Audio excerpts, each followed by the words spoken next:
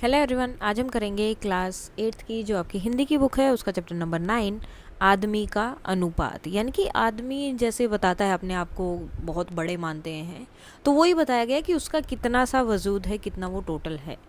दो व्यक्ति कमरे में, कमरे से छोटे। तो यहाँ बात कर रहे हैं कि दो व्यक्ति हैं एक ही कमरे में। अब वो कमरे के अंदर है तो क्या है, कमरे से छोटे हैं। अब आगे देखना क्या क्या बता रहे हैं। कमरा है घर में, घर है मोहल्ले में, मोहल्ला नगर में, नगर है प्रदेश में, प्रदेश कई देश में, देश कई पृथ्वी पर। अब कमरा कहाँ है, घर के अंदर, और घर कहाँ है, किसी मोहल्ले में, मोहल्ला किसी शहर या नगर में, नगर कहाँ है, किसी प्रदेश में यानी कि किसी स्टेट में, और स्टेट कहाँ है, कई देशों में। ठीक है, किसी देश के मतलब किसी ना किसी देश के अंदर। और वो देश कहाँ है, अब देश भी तो बहुत सारे हैं ना, वो देश सारे के सारे देश कहाँ हैं, पृथ्वी पर। अब पृथ्वी कहाँ है, अनगिन नक्षत्रों में पृथ्वी एक छोटी, करोड़ों में एक ही सबको समेटे हैं। अब इतने सारे नक्षत्र हैं, इतनी सारी चीज़ें हैं, प्लैनेट्स, मतलब हमारा जो प्लैनेट सिस्टम है, सोलर सिस्टम है, उसमें 8 प्लैनेट्स हैं। तो उसमें एक पार्ट है पृथ्वी, यानी कि पूरे ब्रह्मांड का जो है एक छोटा सा पार्ट पृथ्वी है। करोड़ों हैं उन, मतलब एक छोटी सी पृथ्वी है, उसमें ही इन्होंने इतने करोड़ों लोगों को अपने अंदर समेटा हुआ है, रखा हुआ है। परिधि नभ गंगा की लाखों ब्रह्मांड में, परिधि मतलब जो टोटल डिस्टेंस होता है, ठीक है।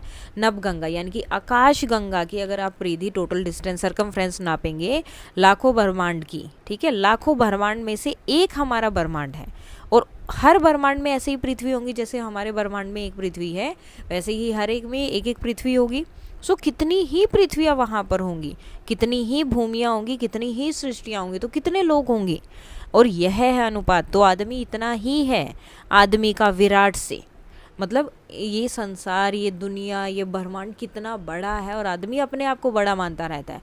तो आदमी इस बड़े से संसार में सिर्फ इतना सा अनुपात है, सिर्फ इतना सा होता है कि वो एक कमरे के अंदर दो लोग, मतलब दो से भी ज़्यादा आ सकते कि एक कमरे के अंदर है, जबकि कमरा तो एक जगह पर है, नगर में है, एक गली में है, गली घर के अंदर है, घर के अंदर फिर नगर, वो मोहल्ला, मोहल्ला कहाँ है, किसी देश राज्य में, स्टेट में, स्टेट कहाँ है, किसी देश में है, देश कहाँ है, धरती के ऊपर, और वो धरती कहाँ है, किसी ब्रह्मांड में, एक ब्रह्मांड में। और इसी तरह बाकी ब्रह्मांड में कितनी सारी धरतियाँ होंगी, वहाँ पर कितने सारे लोग होंगे, वहाँ पर कितनी सारी जगह होंगी। तो आदमी का सिर्फ इतना सा ही अनुपात है, और इतना सा है, फिर भी इस पर भी आदमी ईर्ष्या करता है, अहंकार करता है, स्वार्थ करता है, सब कुछ उसे चाहिए, घृणा करता है दूसरे लोगों से, अविश्वास लीन, और खुद में मतलब कितना अविश्वासी हो गया, खुद में ही मगन रहता है, संख्यातीत संख सी दीवारें उठाता है। ठीक है, मतलब इतनी संख्यातीत संख सी दीवारें उठाता है, अपने को दूसरे का स्वामी बताता है। ठीक है, मतलब अपने में ही, अपने को ही सब कुछ समझता है कि मैं ये कर दूंगा, मैं वो कर दूंगा, मैं ऐसे हूँ, मैं तुम्हारा स्वामी हूँ, मैंने ये काम कर दिया है। पीछे की बातें उठा के लाते हैं, पीछे की चीज़ें उठा के लाते हैं और बताते हैं कि मैंने ये किया था, वो किया था। तो इंसान खुद को अपना इतना मतलब सबसे इतना बड़ा समझता है। और देश तो कौन ही कहे, इंसान तो एक कमरे में ही दो दुनिया रच देता है। अगर दो लोग हैं तो दोनों अलग अलग तरह से सोचते हैं, दोनों का पॉइंट ऑफ व्यू, दोनों का तरीका बिल्कुल अलग अलग होता है, तो वो अपनी अलग अलग दुनिया में रहते हैं। ये कविता लिखी है गिरजा कुमार माथुर जी ने। अब कवि का परिचय है। गिरजा कुमार माथुर का जन्म मध्य प्रदेश के अशोकनगर जनपद में हुआ था। उनके पिता देवी चरण माथुर भी कविताएं लिखते थे। गिरजा कुमार माथुर आकाशवाणी में कई महत्वपूर्ण पदों पर रहे। कविताओं के अतिरिक्त उन्होंने कई नाटक, गीत, कहानियाँ और निबंध भी लिखे। उनकी अनेक कृतियाँ प्रकाशित हैं, जिनमें मंजीर, नाश और निर्माण, धूप के धान, शिलापंख चमकीले और मैं वक्त के हूँ सामने प्रमुख हैं। उन्होंने प्रसिद्ध भावांतर गीत होंगे कामयाब की भी रचना की थी। अब देख लेते हैं कि जब आपको बुक में उन्हें लिखना है तो किस तरह से आप इनकी व्याख्या लिखेंगे। दो व्यक्ति कमरे में, कमरे से छोटे, कमरा है घर में, घर है मोहल्ले में, मोहल्ला नगर में, नगर है प्रदेश में, प्रदेश कई देश में, देश कई पृथ्वी पर। कवि कहते हैं कि दो लोग एक कमरे में रहते हैं और वे कमरे से भी छोटे हैं। वह कमरा एक घर का हिस्सा है और घर एक मोहल्ले का, मोहल्ला नगर में है, नगर प्रदेश में, प्रदेश देश में, और कई देश मिलकर पृथ्वी पर स्थित है। इससे पता चलता है कि इंसान इस विशाल दुनिया का एक बहुत छोटा हिस्सा है। कवि यह संदेश देते हैं कि भले ही हम छोटे हों, लेकिन हम एक दूसरे से जुड़े हुए हैं। इसकी व्याख्या इस तरह से हो जाएगी। सेकंड है, अनगिन नक्षत्रों में पृथ्वी एक छोटी, करोड़ों में एक ही सबको समेटे हैं। प्रेधी नभ गंगा की लाखों ब्रह्मांड में अपना एक ब्रह्मांड, हर ब्रह्मांड में कितनी ही पृथ्वियाँ, कितनी ही भूमियाँ, कितनी ही सृष्टियाँ, यह अनुपात। कवि बताते हैं कि अनगिनत तारों और ग्रहों में हमारा ही पृथ्वी बहुत छोटी है, जैसे करोड़ों में एक बिंदु। यह पृथ्वी आकाश गंगा का हिस्सा है जिसमें अनगिनत तारे हैं। इसके अलावा लाखों ब्रह्मांड हैं और हर ब्रह्मांड में कई पृथ्वियाँ, भूमियाँ, सृष्टियाँ हैं। यह अनुपात दिखाता है कि इंसान और उसकी पृथ्वी ब्रह्मांड की विशालता में कितने छोटे हैं। इससे हमें अपनी छोटी जगह को समझना चाहिए। फिर है थर्ड प्रसंग, आदमी की विराट से इस पर आदमी भी ईर्ष्या, अहम, स्वार्थ, घृणा, अविश्वास लीन, संख्यातीत संक्षिप्त दीवारें उठाता है, अपने को दूजे का स्वामी बताता है। देशों की कौन कहे, एक कमरे में दो दुनिया रचता है। तो इसकी व्याख्या क्या होगी? कवि कहते हैं कि इतने विशाल ब्रह्मांड में इतना छोटा सा होने के बावजूद इंसान के भीतर ईर्ष्या, घमंड, स्वार्थ, नफरत और अविश्वास भरे हुए हैं। वह अपने चारों ओर परत दर परत दीवारें खड़ी करता है, मानो वह दूसरों से अलग और बड़ा है। वह खुद को दूसरों का मालिक समझता है। देशों के बीच तो दूरी रखता ही है, पर एक छोटे से कमरे में अपनी अपनी अलग दुनिया भी बना लेते हैं। कवि हमें समझाते हैं कि इंसान को घमंड और झगड़े छोड़कर मिलजुल कर रहना चाहिए। बाद है आपके शब्दार्थ। अनुपात, कोई चीज़ दूसरी चीज़ के साथ उसकी तुलना, माप का संबंध। कमरा, घर का वह भाग जहाँ लोग रहते हैं या कार्य करते हैं। मोहल्ला, किसी शहर या नगर का एक हिस्सा जहाँ लोग रहते हैं। नगर, बड़ा शहर। प्रदेश, बड़ा इलाका या राज्य। देश, एक क्षेत्र जिसके अपने शासन और सीमाएं होती हैं। पृथ्वी, हमारा ग्रह जिस पर हम रहते हैं। नक्षत्र, आकाश में चमकने वाले तारे या तारामंडल। परिधि, सीमा या घेरा। नभ, आकाश या आकाशगंगा। गंगा, भारत की प्रसिद्ध नदी यहाँ इसका उपयोग विशालता और सीमा के अर्थ में हुआ है। ब्रह्मांड, जिसमें कई आकाश गंगाएं और ग्रह शामिल हैं। विराट, बहुत बड़ा और विशाल। ईर्ष्या, दूसरों की उपलब्धियों से या खुशियों से जलन। अहम, आत्म गौरव या अहंकार। स्वार्थ, केवल अपने हित की चिंता। घृणा, नफरत या दुश्मनी। अविश्वास, भरोसे का अभाव। संख्यातीत, इतनी अधिक संख्या जितनी गिननी मुश्किल हो। शंख, एक प्रकार का समुद्री शंख जो दीवार के रूप में इस्तेमाल किया गया है। दूसरा, रचता है यानी कि बनाता है या निर्मित करता है। इसके बाद आते हैं आपके क्वेश्चन आंसर्स। मेरी समझ से निम्नलिखित प्रश्नों के उपयुक्त उत्तर के सम्मुख आपको स्टार बनाना है। यहाँ पर कविता के अनुसार ब्रह्मांड में मानव का स्थान कौन सा है? तो बहुत ही सूक्ष्म यानी कि बहुत ही छोटा है, अत्यंत सूक्ष्म है। कविता में बताया गया कि मानव और पृथ्वी ब्रह्मांड की विशालता में बहुत छोटे हैं। यह अनुपात कमरे, घर, मोहल्ले, नगर, देश, पृथ्वी और ब्रह्मांड के संदर्भ में समझाया गया। कविता में मुख्य रूप से किन दो वस्तुओं का अनुपात है? सो मानव और ब्रह्मांड, इन दोनों के जो है रूप के बारे में, अनुपात के बारे में बताया गया है। यह दिखाता है कि मानव कितना छोटा है, फिर भी वह अहंकार और नफरत में लिप्त रहता है। कविता के अनुसार मानव किन भावों और कार्यों में लिप्त रहता है? सो किन में? ईर्ष्या, अहम, स्वार्थ और घृणा में। तो कविता में कहा गया कि मानव अपने छोटे आकार के बावजूद ईर्ष्या, अहंकार, स्वार्थ, घृणा और अविश्वास जैसे नकारात्मक भावों में डूबा रहता है। कविता के अनुसार मानव का सबसे बड़ा दोष क्या है? तो वह अपनी सीमाओं और दुर्बलताओं को नहीं समझता और वह अपने छोटेपन को भूल अहंकारी बन जाता है। कविता बताती है कि मानव ब्रह्मांड में अपनी छोटी स्थिति को भूलकर अहंकारी हो जाता है और अपनी सीमाओं को नहीं समझता। वह दूसरों पर शासन करने और दीवारें खड़ी करने की कोशिश करता है। हो सकता है कि आपके समूह के साथियों ने अलग अलग उत्तर चुने हों, तो अपने मित्रों के साथ विचार कीजिए कि आपने ये उत्तर क्यों चुने और उन्होंने क्यों। सो पहला, ब्रह्मांड में मानव का स्थान अत्यंत सूक्ष्म है, इसलिए सही है क्योंकि कविता में बताया गया है कि मानव का आकार कमरे, घर, मोहल्ले, शहर, देश, पृथ्वी और ब्रह्मांड की विशालता की तुलना में बहुत छोटा है। यह अनुपात कविता के पहले और दूसरे प्रसंग में स्पष्ट रूप से दर्शाया गया है। कविता में मानव और ब्रह्मांड के अनुपात को दिखाया गया है, इसलिए सही है क्योंकि कविता का मुख्य विषय है कि मानव कितना छोटा है, फिर भी वह नकारात्मक भावनाओं में डूबा रहता है। यह बात पूरे कविता में पृथ्वी, नक्षत्रों और ब्रह्मांड के संदर्भ में समझाई गई है। मानव ईर्ष्या, अहम, स्वार्थ, घृणा में लिप्त रहता है, इसलिए सही है क्योंकि कविता के तीसरे प्रसंग में कवि कहते हैं कि मानव अपने छोटे आकार के बावजूद इन नकारात्मक भावनाओं को अपने भीतर समेटे रहता है और दूसरों पर हावी होने की कोशिश करता है। मानव का सबसे बड़ा दोष अपनी सीमाओं को न समझना और अहंकारी होना है। इसलिए सही है क्योंकि कविता में दिखाया गया है कि मानव ब्रह्मांड की विशालता में अपनी छोटी स्थिति को भूलकर अहंकार करता है, दीवारें खड़ी करता है और दूसरों पर शासन करता है। कविता हमें मिलजुल कर रहने की सीख देती है। इसलिए सही है क्योंकि कवि का उद्देश्य यह सिखाना है कि जब हम इतने विशाल ब्रह्मांड में छोटे हैं तो हमें झगड़ों और नफरत के बजाय प्यार और विश्वास से के साथ रहना चाहिए। यह संदेश कविता की शिक्षा में स्पष्ट है। पंक्तियों पर चर्चा। नीचे दी गई पंक्तियों को ध्यानपूर्वक पढ़िए और इन पर विचार कीजिए। अपने समूह में इनका अर्थ भी आपको निकालना है। आग इन नक्षत्रों में पृथ्वी एक छोटी, करोड़ों में एक ही। यह पंक्ति पृथ्वी के दूसरे प्रसंग से है जिसमें कवि ब्रह्मांडों की विशालता के सामने पृथ्वी की छोटी स्थिति को दर्शाते हैं। अगिन नक्षत्र से तात्पर्य है अगिनत तारे और ग्रह जिनमें हमारी पृथ्वी सिर्फ एक छोटा सा हिस्सा है, करोड़ों में एक ही। यह बताता है कि पृथ्वी ब्रह्मांड में बहुत मामूली और अद्वितीय है। यह पंक्ति हमें हमारी छोटी स्थिति को समझाती है और यह सोचने पर मजबूर करती है कि इतने विशाल ब्रह्मांड में हमारी आपसी लड़ाइयाँ कितनी बेमानी हैं। संख्यातीत संख से दीवारें उठाता है, अपने को दूजे का स्वामी बताता है। यह पंक्ति तीसरे प्रसंग की है जिसमें कवि मानव के अहंकार और विभाजनकारी प्रवृत्ति को दर्शाते हैं।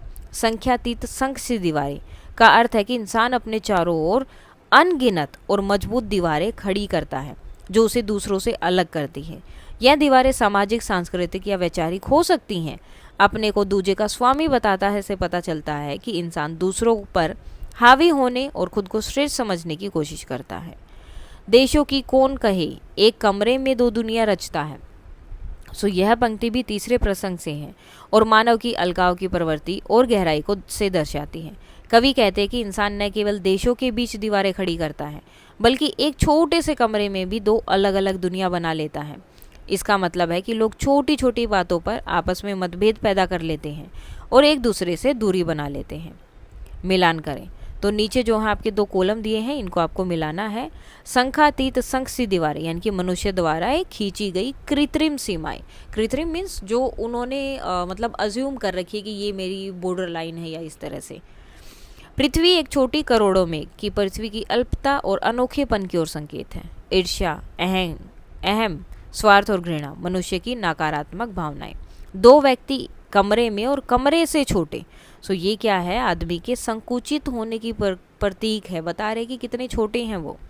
परिधि नभ गंगा की ब्रह्मांड की विशालता का प्रतीक है। एक कमरे में दो दुनिया रचता है तो सीमित स्थान में भी अलगाव की प्रवृत्ति है। अनुपात। इस कविता में मानव और ब्रह्मांड के उदाहरण द्वारा व्यक्ति के अल्पत्व और सृष्टि की विशालता के अनुपात को दिखाया गया है। अपने साथियों के साथ मिलकर विचार कीजिए कि मानव को ब्रह्मांड जैसा विस्तार पाने के लिए इनमें से किन किन गुणों और मूल्यों की आवश्यकता होगी। अब इसमें से किस किस की जरूरत है? किस किस की है? विविधता, सौहार्द, विस्तार, सह अस्तित्व, वर्चस्व, विशालता, सीमाबद्धता नहीं है, संतुलन, समावेशिता और स्वतंत्रता, सहनशीलता और शांति। मानव को ब्रह्मांड जैसा विस्तार पाने के लिए चित्र में दिए गए गुणों में से ये गुण जो हैं जरूरी हैं। सह अस्तित्व, ताकि सभी जीवों और प्रकृति के साथ मिलजुल कर रह सके। विस्तार, सोच और दृष्टिकोण को सीमाओं से परे बढ़ाने के लिए। सौहार्द, आपसी प्रेम और दोस्ती बनाए रखने के लिए। विविधता, अलग अलग विचारों, संस्कृतियों और लोगों को स्वीकार करने के लिए। विशालता, मन और हृदय को बड़ा बनाने के लिए। संतुलन, जीवन के सही तालमेल बनाए रखने के लिए। समावेशिता, हर व्यक्ति को साथ लेकर चलने के लिए। स्वतंत्रता, सोचने और कार्य करने की आज़ादी के लिए। सहनशीलता, मतभेद और कठिनाइयों को धैर्य से सहने के लिए। शांति, बिना लड़ाई झगड़े के जीवन जीने के लिए। अब ये आपने क्यों चुने? क्योंकि कविता का संदेश है कि हम ब्रह्मांड में बहुत छोटे हैं, फिर भी आपसी झगड़े और अहंकार में समय बर्बाद करते हैं। अगर हम इन गुणों को अपनाएं और हम अपने भीतर की सीमाओं को पार कर सकते हैं और ब्रह्मांड जैसी विशाल सोच और जीवन शैली पा सकते हैं। सोच विचार के लिए कविता को पुनः पढ़िए, पता लगाइए और लिखिए। कविता के अनुसार मानव किन कारणों से संयम को सीमाओं में बांधता चला जाता है। तो कविता के अनुसार मानव खुद को सीमाओं में बांधता चला जाता है क्योंकि उसके अंदर ईर्ष्या, अहंकार, स्वार्थ, घृणा और अविश्वास जैसी नकारात्मक भावनाएं भरे रहते हैं। इन भावों के कारण वह अपने चारों ओर संख्यातीत संगसी दीवारें खड़ी करता है, मतलब अनगिनत मजबूत दीवारें जो उसे दूसरों से अलग करती हैं। वह खुद को दूसरों का स्वामी समझता है और छोटी छोटी जगहों जैसे एक कमरे में भी दो अलग दुनिया रच लेता है। इससे वह अपनी छोटी स्थिति को भूलकर और ज़्यादा सीमित हो जाता है, जबकि ब्रह्मांड इतना विशाल है। यदि आपको इस कविता की एक पंक्ति को दीवार पर लिखना हो जो आपको प्रतिदिन प्रेरित करे, तो आप कौन सी पंक्ति चुनेंगे और क्यों? मैं चुनूंगा, यह है अनुपात आदमी का विराट से। यह पंक्ति मुझे हर दिन याद दिलाएगी कि मैं ब्रह्मांड की विशालता में कितना छोटा हूँ, इसलिए मुझे अहंकार, ईर्ष्या और नफरत नहीं रखनी चाहिए। यह मुझे विनम्र बनाएगी और मिलजुल कर रहने की प्रेरणा देगी, ताकि मैं छोटी बातों पर न लड़ूं। कवि ने मानव की सीमाओं और कमियों की ओर ध्यान दिलाया है, लेकिन कहीं भी क्रोध नहीं दिखाया। आपको इस कविता का भाव कैसा लगा? व्यंग्य, करुणा, चिंता या कुछ और? तो मुझे इस कविता का भाव चिंता का लगा। और क्यों लगा? कवि मानव की छोटी स्थिति को ब्रह्मांड से तुलना करके दिखाता है कि उसकी नकारात्मक आदतों पर ध्यान दिलाते हैं, लेकिन क्रोध की बजाय चिंता जताते हैं कि इतने विशाल ब्रह्मांड में हम क्यों लड़ते हैं। यह चिंता मानवता के बेहतर भविष्य के लिए है, जैसे एक बुद्धिमान शिक्षक की सलाह, न कि व्यंग्य या करुणा। आपके अनुसार दीवारें उठाना केवल ईंट पत्थर से जुड़ा काम है या कुछ और भी हो सकता है? मेरे अनुसार दीवारें उठाना केवल ईंट पत्थर से जुड़ा काम नहीं है, बल्कि यह भावनात्मक और सामाजिक स्तर पर भी हो सकता है। जैसे लोग ईर्ष्या या अहंकार से दोस्तों या परिवार के बीच मतभेद पैदा कर दीवारें खड़ी कर लेते हैं जो रिश्तों को तोड़ती हैं। उदाहरण के लिए समाज में जाति, धर्म या अमीर गरीब की दीवारें बन जाती हैं जो लोगों को अलग करती हैं। कविता में यह प्रतीक है कि इंसान खुद को दूसरों से अलग करके अपनी दुनिया सीमित कर लेता है, जबकि हमें इन दीवारों को गिराकर एकजुट होना चाहिए। मानवता के विकास में सहयोग, समर्पण और सहिष्णुता जैसी सकारात्मक प्रवृत्तियां ईर्ष्या, अहम, स्वार्थ और घृणा जैसी नकारात्मक प्रवृत्तियों से कहीं अधिक प्रभावी हैं। उदाहरण देकर बताइए कि सहिष्णुता या सहयोग के कारण समाज में कैसे परिवर्तन लाया जा सकता है। हाँ, सकारात्मक प्रवृत्तियां ज़्यादा प्रभावी हैं क्योंकि वे लोगों को जोड़ती हैं और प्रगति लाती हैं, जबकि नकारात्मक वाली बांटती हैं। उदाहरण के लिए सहयोग से परिवर्तन। भारत की स्वतंत्रता संग्राम में महात्मा गांधी ने अहिंसा और सहयोग की नीति अपनाई। लाखों लोग एकजुट होकर ब्रिटिश साम्राज्य के खिलाफ लड़े, जिससे 1947 में आज़ादी मिली। बिना सहयोग के संभव नहीं था और इससे समाज में एकता बढ़ी। सहिष्णुता से परिवर्तन। नेल्सन मंडेला ने दक्षिण अफ्रीका में रंग भेद के खिलाफ लड़ाई लड़ी और सत्ता में आने पर बदला लेने की बजाय सहिष्णुता दिखाई। उन्होंने सभी जातियों को साथ लिया, जिससे देश में शांति आई और नया संविधान बना। इससे समाज में घृणा कम हुई और विकास तेज हुआ, जैसे अर्थव्यवस्था में सुधार और शिक्षा का प्रसार। ये उदाहरण दिखाते हैं कि सहयोग और सहिष्णुता से समाज मजबूत और खुशहाल बनता है। अनुमान और कल्पना। मान लीजिए कि आप एक दिन के लिए पूरे ब्रह्मांड को नियंत्रित कर सकते हैं। अब आप मानव की कौन सी आदतों को बदलना चाहेंगे? मैं बदलूंगा। अब आप कौन कौन से बदलना चाहते हैं वो आपके अकॉर्डिंग आपके आंसर अलग अलग होते हैं। ईर्ष्या और घृणा को हटाकर सभी से प्रेम और समझ डालूंगा, क्योंकि इससे युद्ध और झगड़े खत्म होंगे। अहंकार को कम करके विनम्रता बढ़ाऊंगा, ताकि लोग ब्रह्मांड की विशालता समझे और खुद को बड़ा न समझे। स्वार्थ को समर्पण में बदलूंगा, क्योंकि इससे पर्यावरण की रक्षा होगी और गरीबी कम होगी। अब ये बदलाव क्यों करेंगे? ये बदलाव मानव को कविता की तरह छोटी दीवारों से बाहर निकालेंगे और ब्रह्मांड में शांति लाएंगे, ताकि हम सब मिलकर आगे बढ़ें। यदि आप अंतरिक्ष यात्री बन जाए और ब्रह्मांड के किसी दूसरे भाग में जाएं, तो आप किस स्थान पर को सबसे अधिक याद करेंगे और क्यों? जैसे कि अपना घर, कमरा या नगर जो भी है। मैं अपने घर को सबसे ज़्यादा याद करूँगा। क्यों? क्योंकि घर वह जगह है जहाँ परिवार के साथ प्यार और सुरक्षा मिलती है। अंतरिक्ष की अकेली यात्रा में घर की याद मुझे भावनात्मक ताकत देगी, जैसे बचपन की यादें या माँ का बनाया खाना। कविता में जैसे कमरा सबसे छोटी इकाई है, वैसे घर मेरी जड़ें हैं, जो ब्रह्मांड की विशालता से मुझे छोटा लेकिन जुड़ा हुआ महसूस कराएंगी। मान लीजिए कि एक बच्चा या बच्ची कविता में उल्लिखित सभी सीमाओं को पार कर सकता है या सकती है। वह कहाँ तक जाएगा या जाएगी या क्या क्या देखेंगे, एक कल्पनात्मक यात्रा आपको बतानी है। एक छोटी बच्ची नाम रिया कविता की सीमाओं को पार करती है। वह पहले कमरे से बाहर निकलती है, घर छोड़कर मोहल्ले में जाती है, फिर शहर, प्रदेश और देश पार करती है। पृथ्वी से उड़कर अनगिनत नक्षत्रों में घूमती है, आकाशगंगा की परिधि को छूती है, लाखों ब्रह्मांडों में जाती है जहाँ अनगिनत पृथ्वियाँ, भूमियाँ और सृष्टियाँ हैं। वह देखती है चमकते तारे, रंग बिरंगी ग्रह, अजीब जीव और अनंत शांति। यात्रा से वह समझती है कि ईर्ष्या की दीवारें कितनी बेकार हैं। लौटकर वह सबको बताती है कि हमें मिलकर रहना चाहिए, क्योंकि ब्रह्मांड में सब जुड़े हैं। यह यात्रा उसे सिखाती है कि सीमाएं सिर्फ मन में हैं। इस कविता को पढ़ने के बाद आप स्वयं को ब्रह्मांड के अनुपात में कैसा अनुभव करते हैं, अनुच्छेद में लिखिए। मैं ब्रह्मांड में एक हूँ, मैं ब्रह्मांड में एक छोटा सा कण हूँ। कविता पढ़कर मुझे लगता है कि मेरा जीवन कमरे की तरह छोटा है, जो घर, शहर, देश और पृथ्वी से जुड़ा है, लेकिन ब्रह्मांड की करोड़ों पृथ्वियाँ और अनगिनत तारों में नगण्य। फिर भी यह छोटापन मुझे प्रेरित करता है कि मैं अपनी नकारात्मक आदतों को छोड़कर दूसरों से जुड़ूं। ब्रह्मांड की विशालता से मैं एक चमकता सितारा बन सकता हूँ, और अगर प्रेम और सहयोग से जीऊँ तो यह अनुपात मुझे विनम्र बनाता है और बताता है कि जीवन की असली खुशी एकता में है, न कि दीवारों में। मान लीजिए कि किसी दूसरे संसार में आपके पास एक संदेश आया कि उसे पृथ्वी के किसी व्यक्ति की आवश्यकता है। आप किसे भेजना चाहेंगे और क्यों? मैं महात्मा गांधी जैसे व्यक्ति को भेजना चाहूँगा, या फिर कोई शांति दूत जैसे कि दलाई लामा, क्योंकि वे सहिष्णुता, सहयोग और अहिंसा के प्रतीक हैं, जो कविता की नकारात्मक भावनाओं के विपरीत हैं। दूसरे संसार में वे पृथ्वी की अच्छाइयाँ फैलाएंगे, जैसे शांति और एकता, वहाँ की समस्याओं को हल करने में मदद करेंगे। इससे ब्रह्मांड में मानवता का अच्छा प्रभाव पड़ेगा। कविता में ईर्ष्या, अहम, स्वार्थ जैसी प्रवृत्तियों की चर्चा की गई है। कल्पना कीजिए कि एक दिन के लिए ये भाव सभी व्यक्तियों में समाप्त हो जाए, तो उससे समाज में क्या क्या परिवर्तन होगा।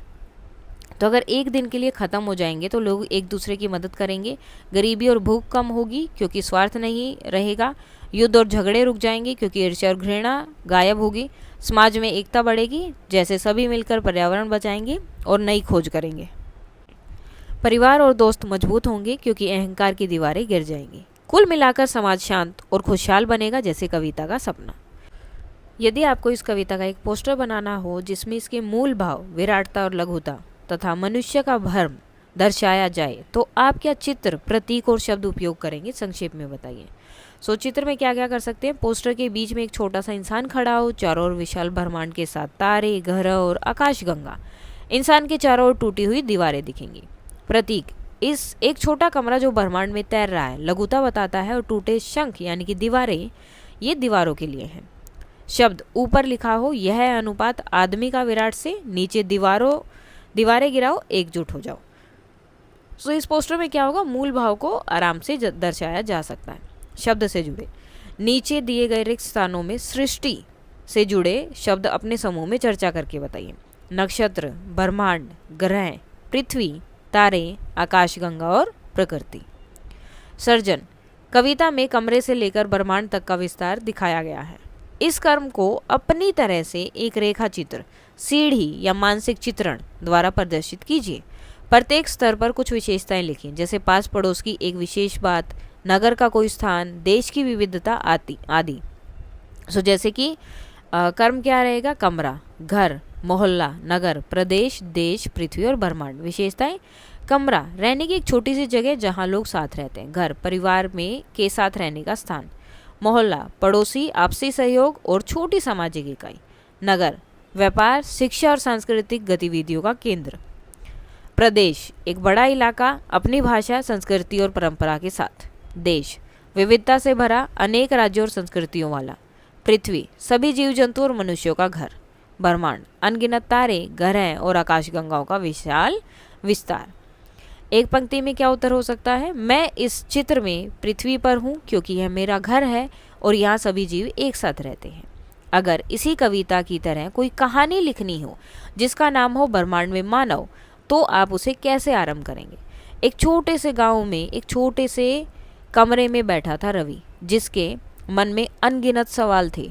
वह खिड़की से बाहर तारों भरे आकाश को देखता और सोचता, मैं इस विशाल ब्रह्मांड में कितना छोटा हूँ। एक रात जब वह तारों को गिन रहा था, एक चमकता हुआ उल्का पिंड उसके सामने आ गिरा। उसमें से एक रहस्यमयी रोशनी निकली और रवि को अपने साथ ब्रह्मांड की सैर पर ले गई।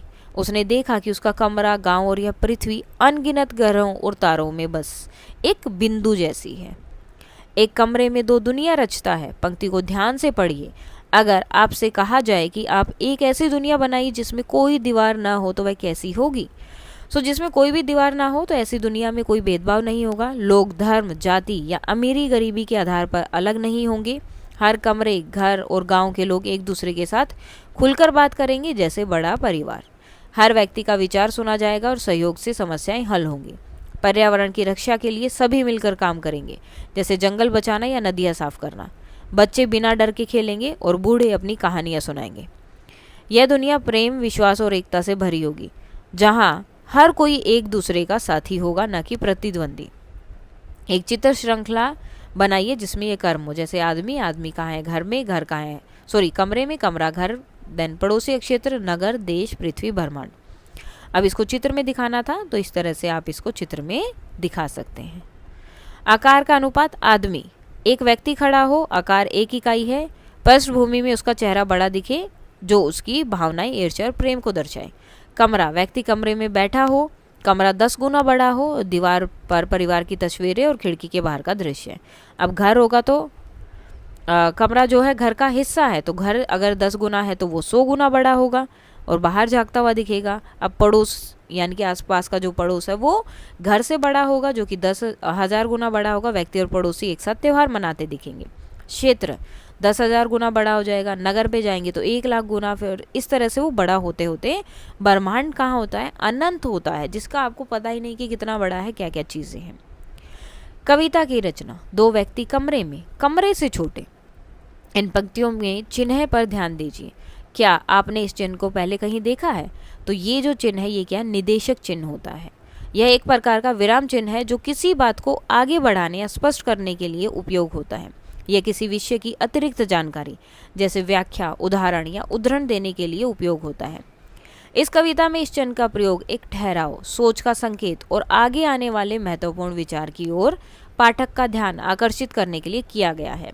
यह संकेत देता है कि अब कुछ ऐसा कहा जाने वाला है जो पाठक को सोचने पर विवश कर देगा।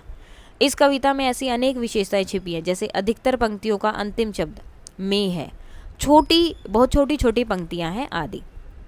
अपने समूह के साथ मिलकर कविता की अन्य विशेषताओं की सूची बनाइए। अपने समय की सूची को कक्षा में साझा कीजिए। जैसे निर्देशक चिन्ह का प्रयोग, तो कविता में निर्देशक चिन्ह का उपयोग ठहराव और विचार को गहराई देने के लिए किया गया, जैसे दो व्यक्ति कमरे में, कमरे से छोटे। पंक्तियों में का बार बार प्रयोग हुआ है।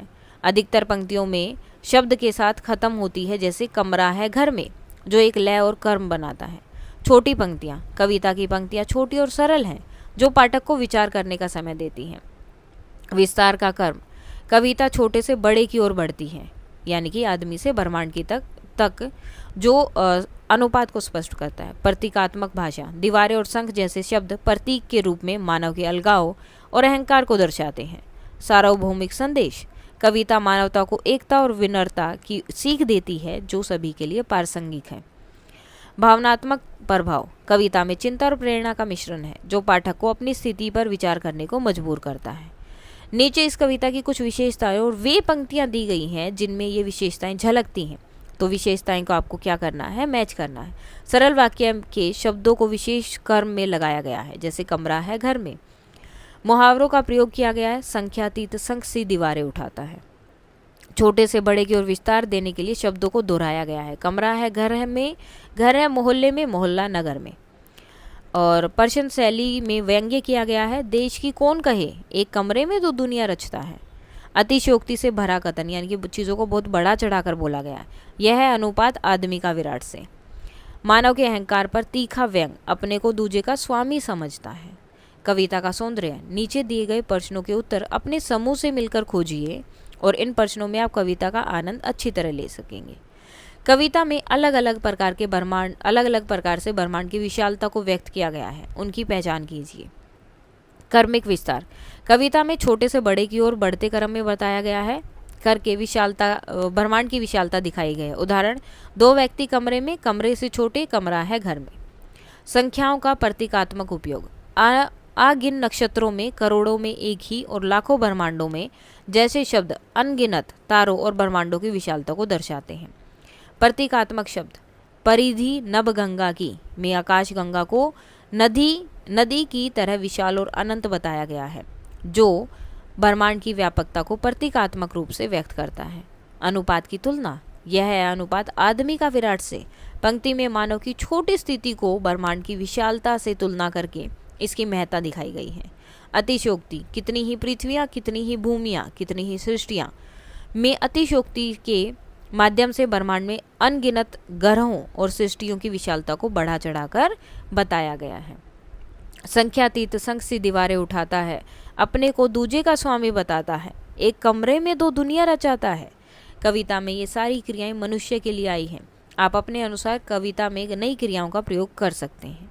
दो व्यक्ति कमरे में, कमरे से छोटे, मन में बंधन बुनते हैं, खुद को अलग ठहराते हैं। अनगिन सपनों में दिल एक छोटा, करोड़ों में एक ही, फिर भी वह बंटवारा करता है, अपने को सबसे बड़ा गढ़ता है।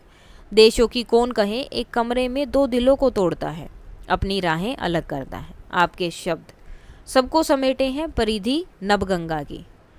आपने आकाश गंगा शब्द सुना है और पढ़ा होगा, लेकिन कविता में नभ गंगा जैसे शब्दों का प्रयोग हुआ है। यह शब्द दो शब्दों से मिलकर बना है।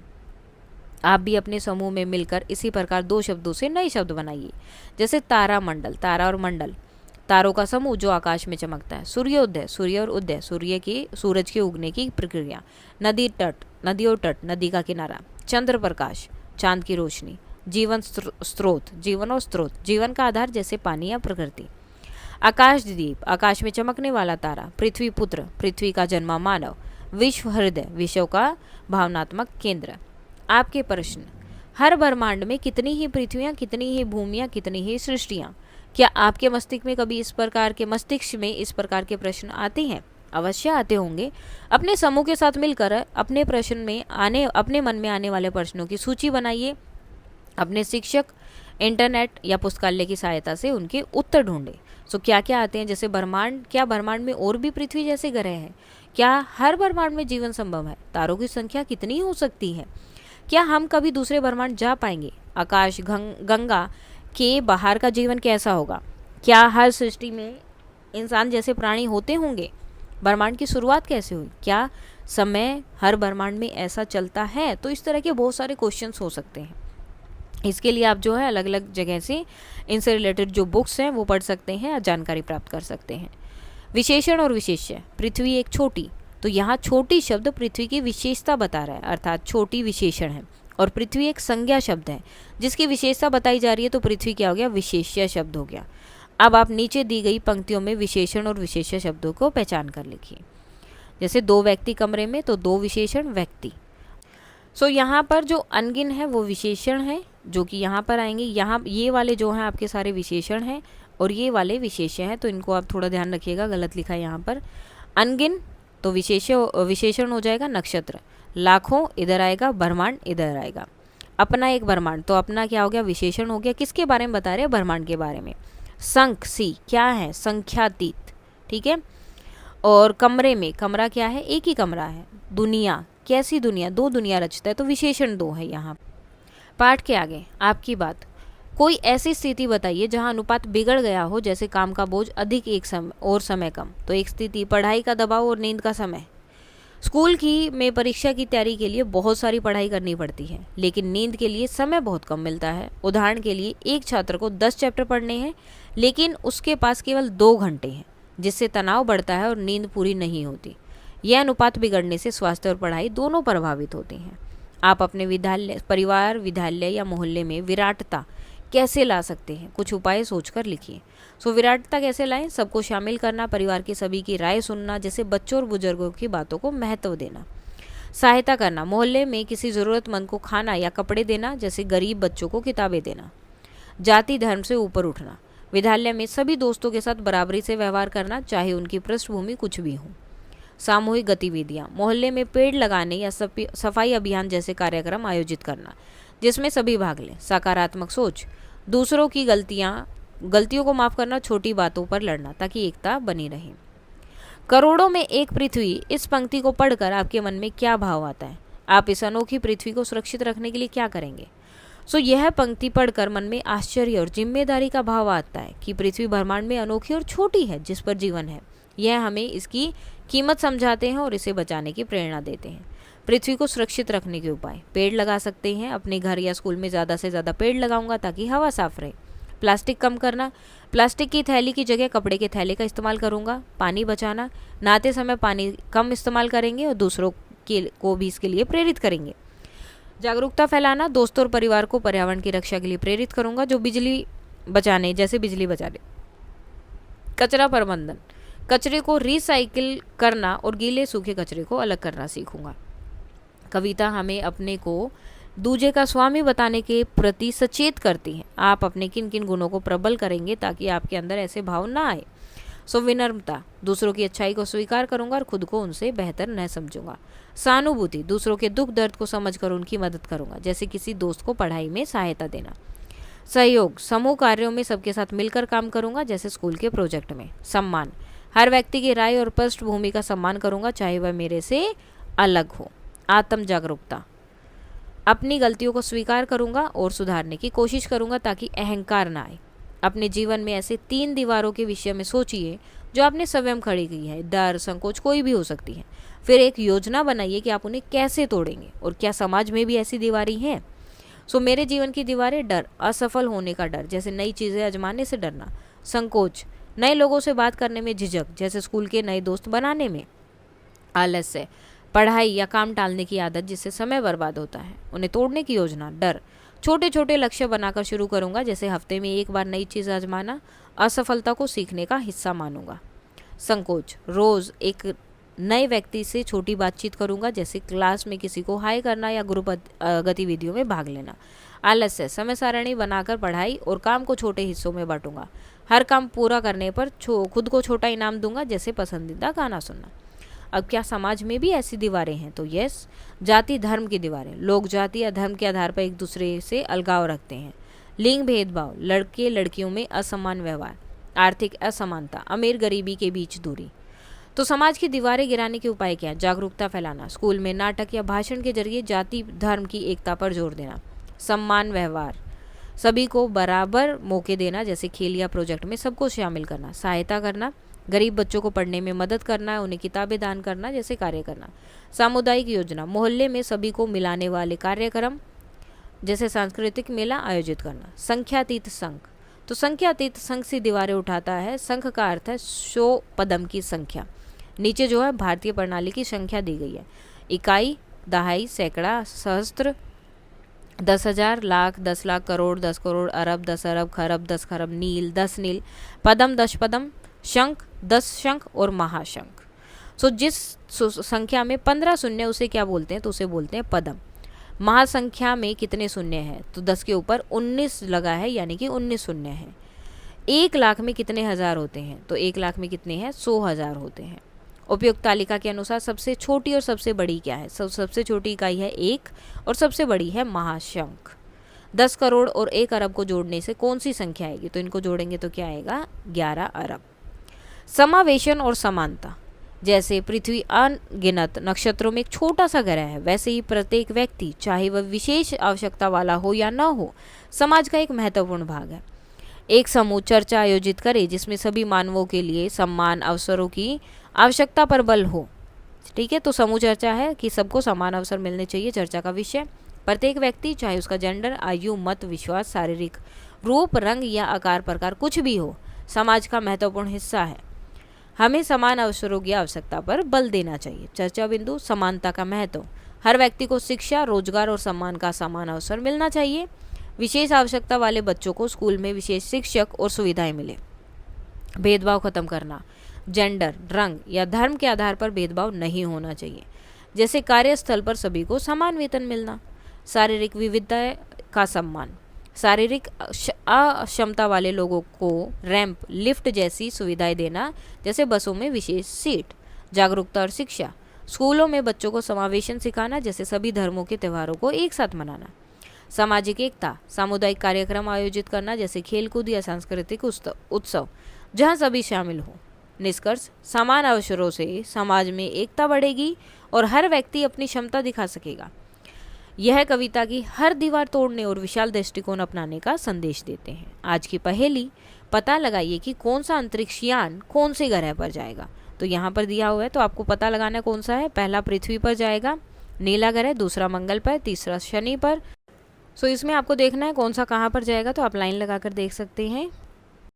उसके बाद उनकी कविता दी है झरोखे से। आइए हम सब पढ़ते हैं, प्रसिद्ध गीत होंगे कामयाब। तो ये पूरा गीत दिया गया है, इसको आप पढ़ सकते हैं, जो कि गिरजा कुमार माथुर ने ही लिखा है।